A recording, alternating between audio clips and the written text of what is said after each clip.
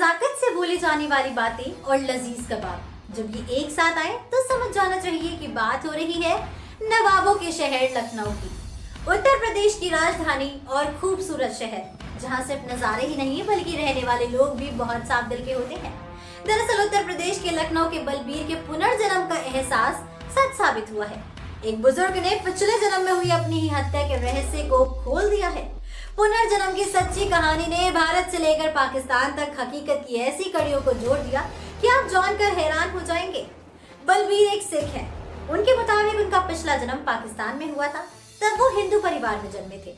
बलबीर की बताई बातों को सुनने और उनके बारे में जानने के लिए उनकी बेटी अमृता लांबा पाकिस्तान पहुंची तो वहां सारे सबूत वैसे ही मिले जैसे उन्होंने बताए थे। गोमती नगर के विश्वास लेन में रहने वाले बलबीर सिंह गुप्पल 96 साल के हो चुके हैं, लेकिन उन्हें आज भी पिछले जन्म की सारी बातें याद हैं।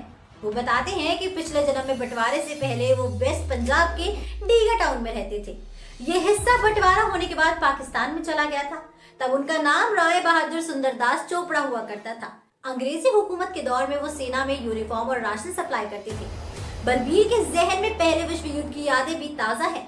वो 10 भाई बहन हुआ करती थी, जिसमें कि वो सबसे छोटे थे।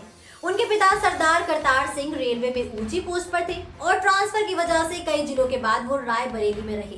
रायबरेली में जन्मे बलबीर ने बोलना शुरू किया तो खुद को राय बहादुर सुंदरदास चोपड़ा बताने लगे। इसी बीच सरदार करतार सिंह का परिवार डींगा में एक शादी में पहुंचा। डींगा रेलवे स्टेशन के सामने राय बहादुर सुंदरदास का महल था। ट्रेन से उतरते ही बलबीर माँ की गोद से कूदकर महल की ओर भागे और अंदर घुस गए। महल के पेचीदा रास्तों से होते हुए कमरे में पहुंच गए। पियानो पहचाना और पिछले जन्म की कई बातें बताने लगे। ये सब सुनकर सब हैरत में आ गए, लेकिन महल के मौजूदा मालिक राव साजिद जहांगीर और डींगा के बड़े बुजुर्गों ने उनकी सभी बातों को सही बताया। करतार सिंह बड़ी मुश्किल से बलबीर को वापस ला पाए।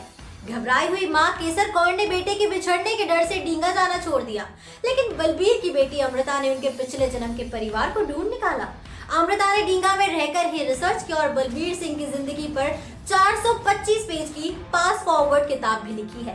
तो दोस्तों, ये थी उत्तर प्रदेश की एक अनोखी कहानी। अब जैसे कि करण अर्जुन फिल्म भी पुनर्जन्म पर बेस्ड थी, तो हो सकता है कि आने वाले सीक्वल में भी ऐसी ही कहानी हमें देखने को मिल जाए। दोस्तों, अब देखते हैं कि करण अर्जुन 2 के मेकर्स हमारे लिए क्या कुछ खास और नया लेकर आते हैं। तो इसी के साथ मैं अनुष्का त्यागी लेती हूँ आपसे इजाजत।